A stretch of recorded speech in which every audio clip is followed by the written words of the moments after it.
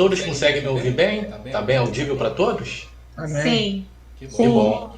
É uma honra para mim estar com os irmãos em mais uma quinta-feira e, em especial, trazendo a palavra essa noite. Meu desejo, minha oração é que o Espírito Santo de Deus fale através de mim, use meus lábios, minha língua para falar, não o que nós queremos ouvir, mas o que nós precisamos para fortalecer a nossa fé. Amém, irmãos? Então, sem mais delongas, vou compartilhar com os irmãos um slide do texto e do tema dessa noite. O tema da mensagem de hoje é Livres da Inquietação. O texto é Filipenses, capítulo 4, versos 6 ao 8.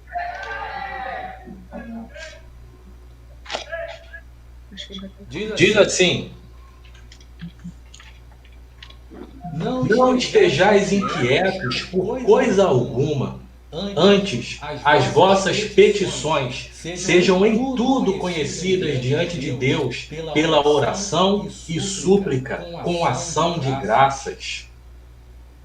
E a paz de Deus, que excede todo o entendimento, guardará os vossos corações e os vossos pensamentos em Cristo Jesus.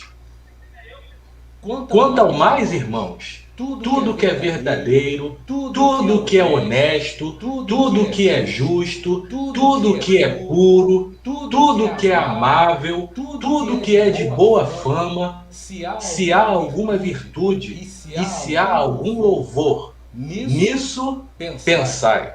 Amém? Amém. Irmãos, o apóstolo Paulo aqui, ele fala para nós que não devemos ficar inquietos, em outras versões, ansiosos por coisa alguma. Agora, que ansiedade, que inquietação é essa que Paulo se refere? Ele não está falando de uma ansiedade normal, comum, que eu e você sentimos. Por exemplo, antes de começar a falar aqui, eu estava nervoso pra caramba, eu estava ansioso, né? É normal. Se você vai fazer uma prova, por exemplo, vai fazer uma prova para tirar a sua habilitação. Caramba, vai te dar frio na barriga, você vai ficar, caramba, ai meu Deus, eu vou fazer a prova dia tal. Desce, você vai para uma entrevista de emprego, você vai falar, ai Jesus, eu vou para entrevista e, né? Mas Paulo não está falando disso. Paulo está falando de uma ansiedade, de uma inquietação exacerbada, acima do normal, acima do limite, acima do aceitável, que tira a nossa paz, que faz com que nós não durmamos direito, que nos angustia, que perturba o nosso ser. É disso que Paulo está falando. Agora veja só que coisa interessante. Dados da Organização Mundial de Saúde, a OMS, 18,6 milhões de brasileiros, ou seja, 9,3% da população, são ansiosos. O Brasil é o país mais ansioso do mundo. Possui o maior índice do mundo em ansiedade, em transtorno de ansiedade. Pesquisadores da Faculdade de Medicina da USP alertam que o transtorno de ansiedade pode contribuir com o desencadeamento de outras doenças crônicas na sociedade, como alterações de humor, doenças respiratórias e cardiovasculares, artrite e até diabetes. Além dessas patologias, hoje sabe-se que a síndrome de burnout, que é esgotamento físico e mental, também pode ser ocasionada pelo acúmulo de ansiedade no ambiente de trabalho. Seus efeitos, que podem ser muito severos, podem se manifestar em dores no corpo e diminuição do desempenho nas obrigações diárias. O psiquiatra Antônio Egídio Nardi, professor titular da Universidade Federal do Rio de Janeiro, o FRJ, Ele diz: quando nos preocupamos com algo que pode vir a acontecer, tomamos uma série de medidas para resolver previamente aquela situação. Ao contrário do medo, que é uma reação a ameaças concretas, a ansiedade está mais para o mecanismo de antecipação dos aborrecimentos futuros. Então é sobre isso que Paulo está falando. Não é algo normal, não é algo comum, mas é algo que rouba a sua paz e você fica num estágio de dor por muito tempo. Paulo está falando sobre isso.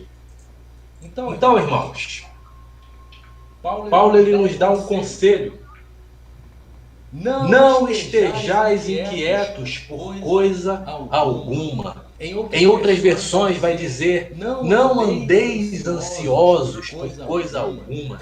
Andar não é caminhar. Não, andar é eu viver assim, é eu ter essa prática, essa rotina de ansiedade, de transtorno de ansiedade, de inquietação, de perturbação na minha vida. Agora Paulo ele fala, ao invés disso, antes, ao invés de você ficar inquieta, ansiosa, perturbada, o que Paulo nos fala? Que as vossas petições sejam em tudo conhecidas diante de Deus pela oração e súplica com ação de graças. Paulo está falando: o que eu posso fazer no meio dessa crise? O que eu posso fazer no meio dessa dor? Que atitudes eu devo tomar para prevenir esse momento de dor, de ansiedade que eu estou vivendo? Fale tudo para Deus. E eu gostaria de observar algumas coisas nesses versículos que nós lemos para que nós possamos sair daqui dessa noite renovados e fortificados por Deus. Então, devemos falar tudo para Deus. Lá em 1 Pedro, capítulo 5, versos 6 e 7, dizem o seguinte: humilhai-vos, pois, debaixo da potente mão de Deus, para que a seu tempo vos exalte, lançando sobre ele toda a vossa ansiedade, porque ele tem cuidado de vós.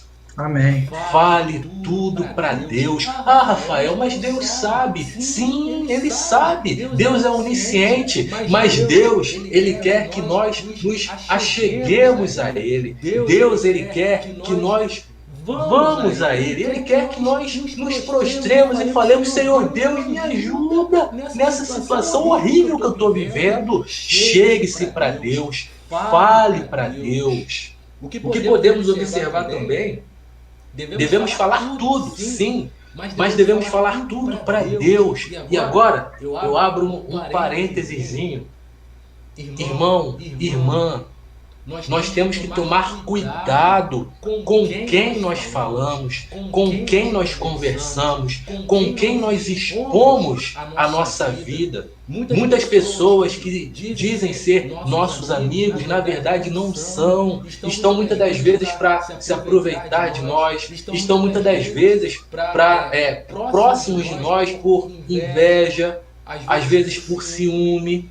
Às vezes se aproximam de nós para saber como está a nossa vida, para falar para outros, fazer fofoca. Muitas pessoas só querem sugar de nós e nunca dá, só quer sugar, só quer receber. Então, tome cuidado com quem você fala, tome cuidado em quem você confia. Sabe? Ah, Rafael, eu não posso ter amigos? Claro, é bom, a Bíblia recomenda, temos que ter amigos, mas tome cuidado com quem você fala da sua vida. Amizade a gente conta nos dedos, não são todos. Então tome cuidado, meu irmão. Agora, fecha parênteses. Mas existe alguém que você pode confiar plenamente. Existe alguém que você pode abrir a sua vida e expor todos os seus segredos, todas as suas angústias, todos os seus sofrimentos, todos os seus planos, todos os seus sonhos. Deus, Fale com Deus, porque Deus sim, Ele te ouve. Ele não apenas ouve, Ele não apenas está distante, Ele te escuta porque Ele se importa e Ele está esperando você falar com Ele, se entregar para Ele, para que Ele possa agir, para que Ele possa operar um milagre, para que Ele possa te responder. Jeremias, capítulo 33, versículo 3 diz: clama a mim e responder-te-ei, e anunciar-te-ei coisas grandes e firmes que não sabes. Fale com Deus. Salmo capítulo 120, versículo 1, diz o seguinte: na minha angústia clamei ao Senhor e me ouviu. Eu quero dizer para você nessa noite, meu irmão, minha irmã, assim como Deus ouviu esse salmista, assim como Deus ouvia a oração, a súplica, o clamor de Moisés, de Davi, de Daniel, de Isaías, dos profetas, dos discípulos, assim como ele ouvia aquelas orações, aqueles clamores, e ele respondia, a Bíblia nos diz: Jesus Cristo é o mesmo ontem e hoje e para sempre. Nosso Deus, Ele não mudou. Nosso Deus, Ele não muda. Ele jamais mudará. Então, assim como Ele ouviu e respondeu todos aqueles heróis da fé que nós lemos na palavra, não vai ser diferente de você. Ele vai te ouvir, Ele vai te responder, Ele vai te ajudar. Dele virá o seu socorro, a sua força virá do Senhor. Amém. Amados, o que mais devemos fazer? Devemos falar com Deus, não é? Mas como é que nós falamos com Deus? Como? Falamos com Deus pela oração e súplica. Agora, o que é suplicar? Suplicar significa pedir humildemente ou com insistência, rogar, implorar. Sabe, irmãos, sabe quando vem a súplica? A súplica vem naqueles momentos que nós estamos em maiores dificuldades, naqueles momentos que nós estamos em profunda dor, naqueles momentos que nós não vemos saída, naqueles momentos que nós estamos em grande angústia. Aí vem a súplica. Sabe? Nós começamos a oração e a gente vai batendo papo com Deus. Ah, Senhor, né? É isso. Ah, poxa, eu queria isso. Mas chega um determinado momento que a angústia ela é tão grande no nosso coração, a dor, o sofrimento. E aí a gente começa a falar e a gente começa a colocar para fora daquilo que está nos incomodando, daquilo que está doendo, daquilo que está machucando, e as lágrimas começam a rolar, e a gente começa a clamar: Senhor, por favor, me ajuda, Deus, me socorre, sozinho está difícil, eu não consigo, Deus, eu não tenho forças, por favor, me ajuda. Você começa a suplicar, você começa a clamar. O livro da Bíblia que nós mais vemos súplicas, clamores, é Salmos. E é por isso que Davi é chamado do homem segundo o coração de Deus. Não é pelos seus pecados, pelos seus erros, não. Mas porque Davi, quando ele se via cercado pelos seus inimigos, ele recorria ao único que poderia ajudá-lo. Sua riqueza não poderia ajudá-lo, seu exército não poderia ajudá-lo, mas ele sabia que Deus, o Deus de Israel, o Deus Todo-Poderoso, esse sim poderia ajudá-lo. Ele sim é o refúgio e fortaleza. Gostaria de pedir nesse momento para que o André e a Kirla lessem o Salmo 142, por gentileza, numa leitura alternada, por favor. Em alta voz clamo ao Senhor, em alta voz suplico ao Senhor as suas misericórdias. Derramo diante dele a minha queixa, e ele apresento a minha angústia. Quando esmorece em mim meu espírito, tu conheces o caminho que devo seguir. Na vereda que percorro, ocultaram uma armadilha para mim. Olha para a direita e vê que ninguém se importa comigo. Perdido está para mim o refúgio. Ninguém se preocupa com a minha alma.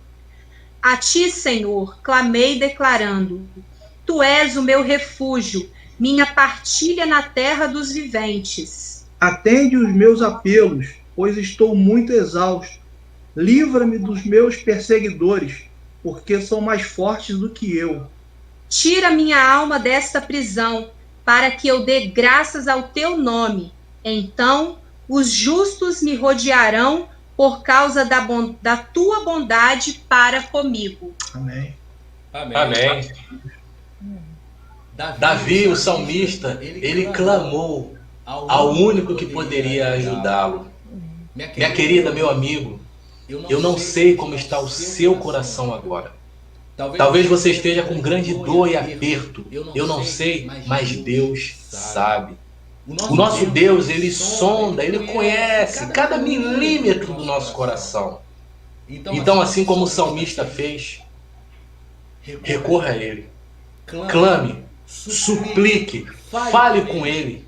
Porque Deus, ele vai se inclinar para te ouvir. Ele vai te responder, assim como ele respondeu ao salmista e a tantos outros. Então devemos falar com Deus, amados. Devemos conversar com ele através da oração, através da súplica e também através de ação de graças. Gratidão. Gratidão, Rafael? Como assim? Eu estou destruído, rapaz. Eu tô mal, eu tô triste. Como é que você quer que eu dê glória a Deus, que eu dê aleluia, que eu agradeça a Deus? Poxa, eu sofri uma perda. Poxa, eu estou mal. Como assim agradecer a Deus? Sabe, irmãos, eu estive pensando muito sobre isso, refletindo sobre isso. E Deus colocou algo no meu coração. Gratidão a Deus não é somente você dizer: Senhor, muito obrigado. Não. Gratidão vai além disso. Ação de graças é mais do que isso. Sabe, meus irmãos, quando nós somos gratos, nós somos gratos a Deus quando mesmo diante da dificuldade, da nossa dor, nós permanecemos firmes com Ele. Mesmo diante da dificuldade, da perda e da dor extrema, nós permanecemos fiéis e nós confiamos no Senhor. Estaremos sendo gratos. E para ilustrar bem o que eu estou falando com os irmãos, gostaria de citar a história de Jó. Jó vai ilustrar muito bem o que eu quero falar. Jó foi um caso à parte de algo que aconteceu, mas que nós podemos aprender muito com a vida dele. Jó, ele tinha 7 filhos, 3 filhas, 7.000 ovelhas, 3.000 camelos, 1.000 juntas de bois e 500 jumentos. Além disso, ele possuía muitos servos. E Jó era o homem mais rico do Oriente. Jó era um homem poderoso. E o que aconteceu? Em um determinado momento, Satanás vai diante de Deus, Deus fala com ele: de onde vem, Satanás? Ele fala: de rodear a terra, de passear por ela. E Deus fala: observaste o meu servo Jó? Homem íntegro, temente a Deus, justo, não há ninguém como ele, um homem que se desvia do mal.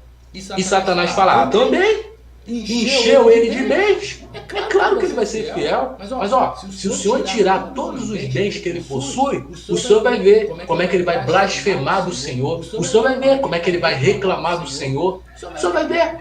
E Deus fala para ele: tudo bem, toque em tudo que ele tem, mas não toque nele. Satanás provavelmente esfregou a mão e falou: é agora! E saiu. E em um determinado momento, do nada, começam a chegar mensageiros para Jó: Jó, aconteceu algo terrível, Jó. As tuas jumentas, os teus bois estavam juntos, veio um exército do nada, eles mataram todos os servos, e eu corri, eu escapei para te dar notícia. E esse estava falando, e aí chegou outro: Jó, tuas ovelhas estavam lá no campo, do nada caiu um fogo do céu, matou todos os servos, mataram as ovelhas todas, só eu escapei para te dar notícia. Daqui a pouco chega outro: Jó, olha, Caramba, os teus camelos, do nada veio um exército, matou os servos, só sobrei eu para te dar notícia, e daqui a pouco chega outro Jó, os teus 10 filhos, Jó. Eles estavam reunidos na casa de meus irmãos, do nada, eu não sei o que aconteceu, bateu um vento nos 4 cantos da casa, a casa caiu, matou os teus 10 filhos, Jó. De uma hora para outra, Jó perde tudo que ele tinha, e o principal perde os seus 10 filhos. Mas o que Jó faz? A Bíblia diz lá no capítulo 1, Jó rasga suas vestes, se prostra e ele adora a Deus. Amém. Ele fala, poxa, eu vim a esse mundo sem nada, eu vim nu. Eu vou embora desse mundo, eu vou morrer também sem nada. O Senhor me deu, o Senhor tomou. Bendito seja o nome do Senhor. Amém. A Bíblia fala que Jó não pecou nisso. Os irmãos conseguem entender? Então, continuando, volta Satanás na presença de Deus.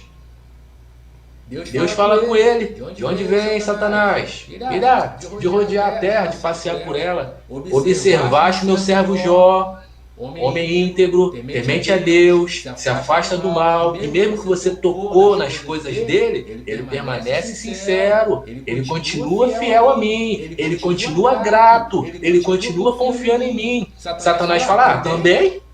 Pele por pele. Ué, o ser humano ele faz qualquer coisa pela sua vida, mas toca na pele dele, toca na carne dele, para o Senhor ver como é que ele não vai blasfemar do Senhor na tua face.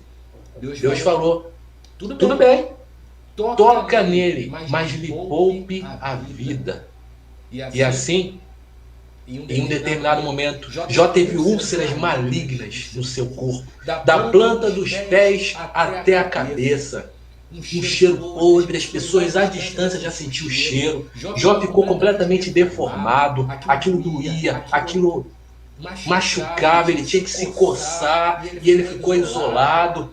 E aí sua esposa chegou para ele e falou, amaldiçoa esse seu Deus e morre.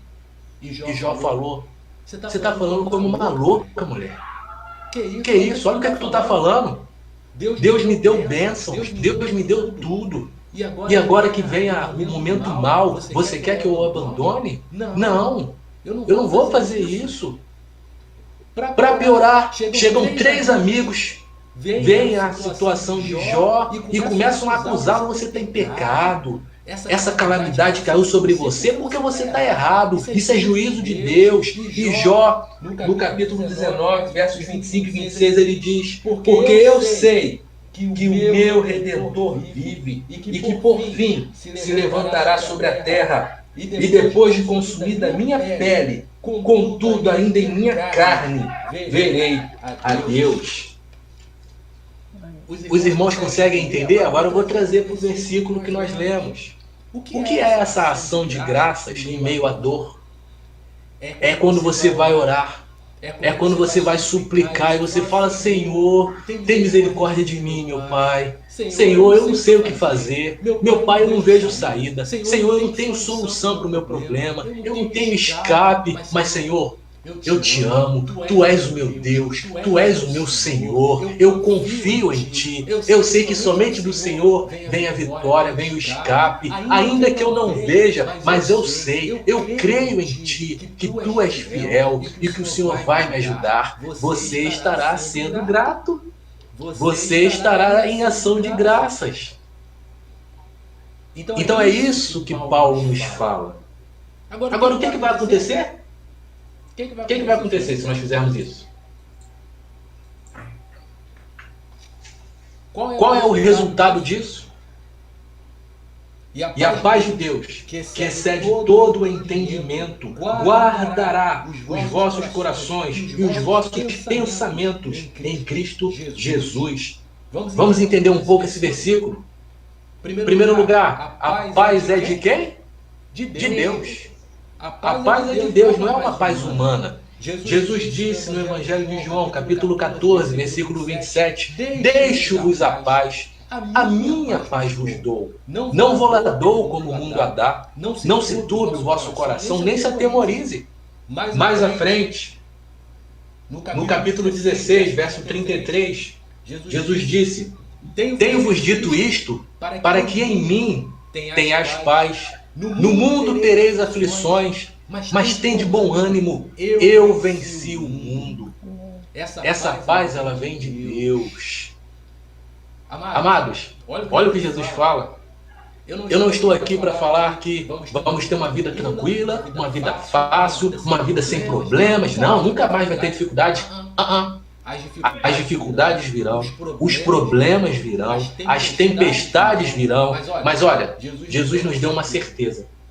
Jesus falou: olha, vocês vão ter dificuldades, vocês vão sofrer nesse mundo, mas fique tranquilo, se anime. Eu venci o mundo.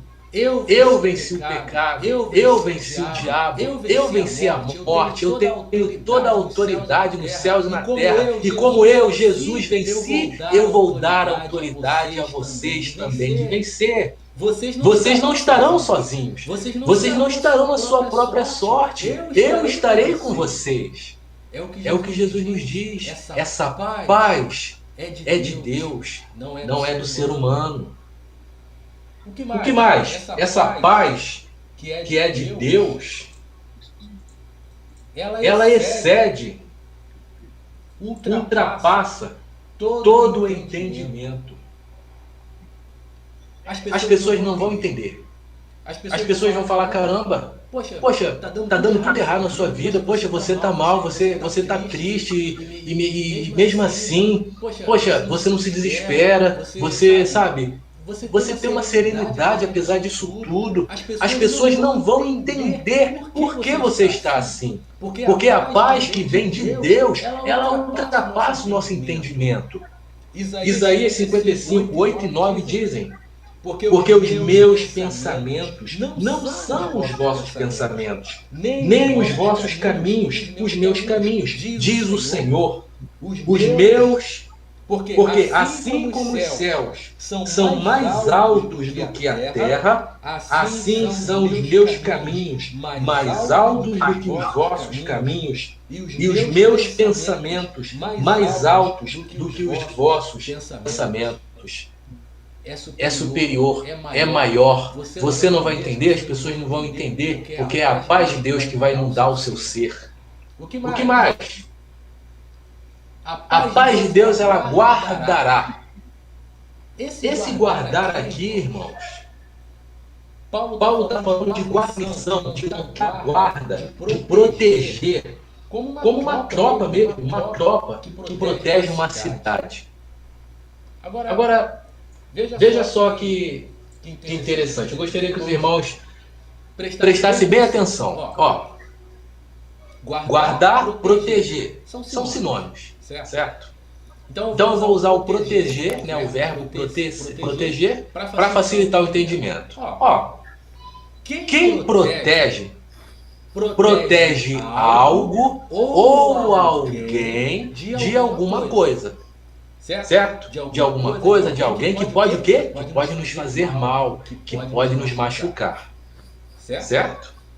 Repetindo. Quem protege alguma coisa ou protege alguém de algo ou de alguém que pode causar dano, que pode machucar, que pode ferir. Então, Paulo está falando que essa paz de Deus, ela vai nos proteger. Sim. Agora, duas perguntas. A paz de Deus, ela vai nos proteger de quê? Isso aí a gente tem a resposta. Ela vai nos proteger da ansiedade, da inquietação, né? Dos maus pensamentos. A paz de Deus, ela vai nos proteger dessas situações, dessas coisas externas que querem nos atingir, que querem nos ferir, nos machucar. Beleza. Agora, a paz de Deus, ela vai proteger o quê? Quem? Eu. Mas o que em mim? Paulo fala: vossos corações e vossos pensamentos. Agora, o que ele está querendo dizer com isso? Coração é a sede de todas as afeições, paixões, disposições, inclinações, sentimentos. E o pensamento? Pensamento é a mente, é o entendimento, é o julgamento, é a consciência. Então, por uma questão didática, Paulo ele separou uma coisa. Do que ele está falando? Se nós juntarmos coração e pensamento, nós vamos ter o quê? A alma. Por quê? Porque a nossa alma ela é responsável pela inteligência, pela vontade e pelos sentimentos. Agora a gente tem a resposta. Beleza, a paz de Deus, ela vai proteger de quê? Dos maus pensamentos, da ansiedade, da inquietação, da perturbação que quer nos atingir. Beleza. E essa paz de Deus, ela vai proteger o quê? A nossa alma, nossa inteligência, nossa vontade, nossos sentimentos. Então, a paz de Deus, ela vai montar uma guarda, ela vai nos proteger, ela vai ficar em nós quando nós clamarmos ao Senhor, quando nós colocarmos para fora tudo que nós sentimos, quando nós suplicarmos a Ele, essa paz que vem de Deus, ela vai vir para a nossa alma e ela vai montar uma guarda, uma guarnição.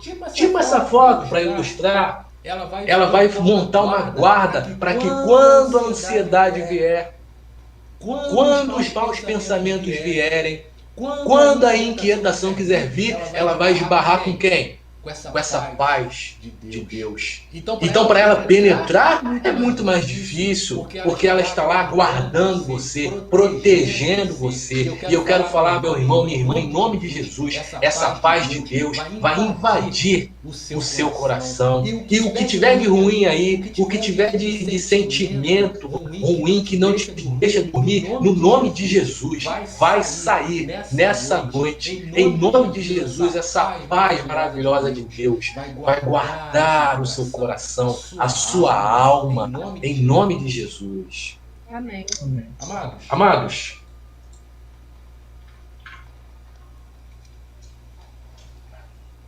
ele finaliza falando em Cristo Jesus. Porque é através de Jesus, que nós recebemos o Espírito Santo. Romanos 8, 26 e 27 dizem: E da mesma maneira também o Espírito ajuda as nossas fraquezas, porque não sabemos o que havemos de pedir como convém, mas o mesmo Espírito intercede por nós com gemidos inexprimíveis. E aquele que examina os corações sabe qual é a intenção do Espírito. E é ele que, segundo Deus, intercede pelos santos.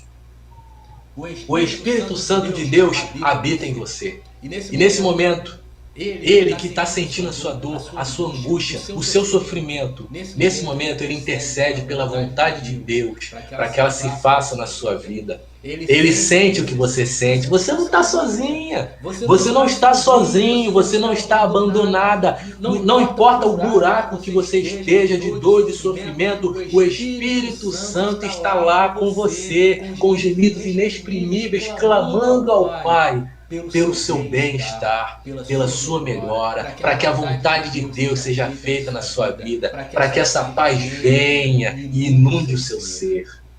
Para finalizar, amados, Paulo, ele nos dá uma precaução.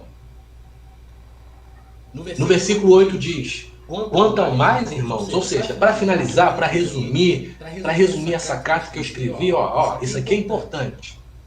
Tudo que é verdadeiro, tudo que é honesto, tudo que é justo, tudo que é puro, tudo que é amável, tudo que é de boa fama, se há alguma virtude e se há algum louvor, nisso pensai. Paulo está falando, pense nas coisas do alto, pense nas coisas de cima, ocupe a sua mente com as coisas do alto. Por que Paulo está falando isso? Por que Paulo se preocupa tanto com isso, irmãos? O próprio Paulo, lá em Colossenses capítulo 3, os 2 primeiros versos, ele fala: portanto, se já ressuscitastes com Cristo, buscai as coisas que são de cima, onde Cristo está assentado à destra de Deus. Pensai nas coisas que são de cima e não nas que são da terra. Paulo, ele se preocupa em mantermos o nosso pensamento nas coisas do alto. Mas por quê? Por quê? O mesmo Paulo, lá em Gálatas, capítulo 5, versículo 16 e 17, ele fala, ó: digo, porém, andai em espírito, e esse andar não é caminhar. Esse andar é prática de vida, é rotina, é todo dia eu fazer. Andai em espírito, Espírito Santo, e não cumprireis a concupiscência da carne. E aí ele fala no 17, porque a carne cobiça contra o espírito, e o espírito cobiça contra a carne, estes opõem-se um ao outro, para que não façais o que quereis. Agora, onde que é essa batalha? Onde se dá essa batalha? De carne contra espírito? Na nossa alma. Nossa inteligência, nossa vontade, nossos sentimentos, essa batalha é lá.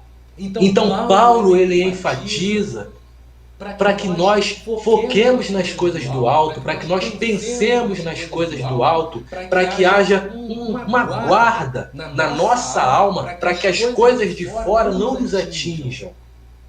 E se porventura ficarmos mal, lembremos dos versículos anteriores, fale com Deus, clame a Ele. Rafael, tá tudo bem comigo, eu não preciso de nada, né? Tá tudo tranquilo. Fale com Deus, conte para Deus os seus sonhos, seus projetos. Fale para Ele, tá tudo bem? Fala com Ele. Tá tudo mal? Clame a Ele, suplique a Ele. É isso que Ele quer de nós. Então Paulo fala nesse versículo, pense nas coisas do alto. E eu gostaria de enfatizar 2 coisinhas que ele fala. Tudo que é verdadeiro, pense nisso. Pense em tudo que é verdadeiro. O que é a verdade? João 17:17. Jesus diz, santifica-os na verdade. A tua palavra é a verdade. Então ocupe a sua mente com a palavra de Deus. E na última parte ele fala, se há algum louvor, louvor é elogio. Mas eu posso falar também, ocupe-se nos louvores a Deus, nos elogios a Deus. Esse louvor que nós ouvimos no começo é um deles. Falar de quem Deus é, de quem Deus faz, de como Ele é tremendo, santo, poderoso e justo. Você estará protegendo a sua alma contra essas inquietações. Para encerrar, amados, vou compartilhar com os irmãos. Vou colocar um vídeo para finalizar. E eu gostaria que os irmãos se imaginassem nesse lugar, nesse momento.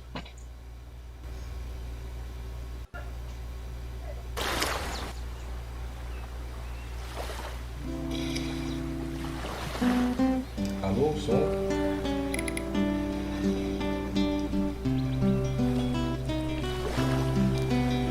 Imagina que você está aí agora. E eu gostaria, meu irmão, que você começasse a refletir em tudo que eu falei aqui hoje. Tudo que o Senhor nos ensinou. E para não alongar mais, meu irmão, eu não sei como é que está a tua vida. Mas Deus sabe. Nós vamos orar aqui daqui a pouquinho. Mas eu gostaria de pedir para você que você fizesse uma coisa hoje ainda. Ao sair, ao terminar o culto, ou antes de dormir, não sei. Vá para um lugar tranquilo, vá para um lugar sossegado, talvez o seu quarto, talvez o banheiro, não sei. Vá para um lugar calmo, um lugar tranquilo. E lá, se você puder, dobre seus joelhos e fale com Deus. Coloca para fora toda essa dor que está no seu coração. Coloque para fora tudo que está te machucando. Clame a Ele. Fale com Ele. Deus, Ele vai te ouvir. Ele vai te responder. Fale com Ele, converse com Ele. Esse Deus que nós vemos, Ele se importa com a sua vida. Ele quer te ajudar, Ele quer te responder. Tudo que foi exposto aqui, meus amados, é a palavra de Deus e é garantido. É garantido que vai acontecer. Vai acontecer na sua vida. Como um ato simbólico, põe a mão no seu coração nesse momento. Vamos falar com o Senhor. Meu Pai, em nome de Jesus, eu quero colocar diante do Senhor a vida do meu irmão, da minha irmã, que está aqui agora, Pai, com o coração despedaçado, com o coração triste, Deus, pelas dificuldades da vida, talvez por uma traição, talvez, Deus, por um problema familiar, talvez, Pai, por um problema no trabalho, talvez por uma perda, eu não sei, mas o Senhor sabe, Pai. O Senhor sabe, o Senhor conhece. Então, Senhor, em nome de Jesus, Pai, arranque todo esse sofrimento, toda essa angústia que está no coração do meu irmão, da minha irmã, Pai, que está aqui ouvindo a sua palavra, te cultuando, sendo grata, sendo fiel a Ti, Pai. Senhor, tem misericórdia, Pai, da vida dessa alma, Pai. Senhor, em nome de Jesus, opere o milagre, traga a resposta, Senhor Deus. Em nome de Jesus, nós cremos em Ti, nós confiamos no Senhor e nós sabemos que Tu há de dar a resposta e a vitória, Pai. Em nome de Jesus, Senhor Deus, muito obrigado por esse dia e por essa palavra que o Senhor nos trouxe. Nós oramos e nós agradecemos no nome de Cristo Jesus. Amém.